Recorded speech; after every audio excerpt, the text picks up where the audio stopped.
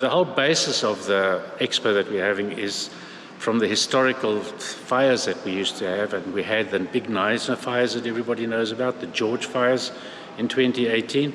And fortunately for us in Wilderness, we missed that big fire. But the consensus is everywhere that throughout all the departments and the Department of Forestry and Fisheries, that Wilderness is actually the next hotspot, and that's where it's going to happen.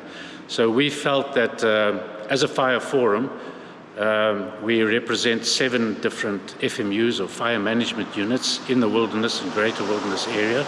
We're all volunteers, but our main focus really is an awareness to have maybe some first strike units available because we are far away from George and so on, and whenever there is a fire, it takes at least 45 minutes or so for a response to come out.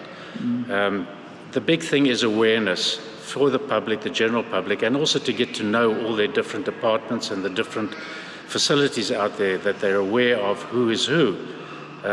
This is one of the reasons why we're having the expo, that we can get all the different role players as such together, and that'll be right from the George Fire Department, Garden Route Fire Department, Sandbox, Cape Nature, Southern Cape Fire Protection Association, volunteer groups, and everybody else that's sort of associated in PPE, that's protective equipment and other equipment and so on.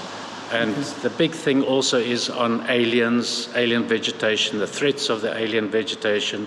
So it's a whole awareness campaign, and that people get to know all about fire, the risks of the fire, and they tend to think that when fires are over, the awareness disappears, and the vegetation out there is all nice and green, but they don't realize how much of a fire threat it is in this area, especially when we have our berg winds that come on, the hot weather, and people are not really aware of the threats that we have here. So this whole expo, it's a first that's happened. We've never done it before.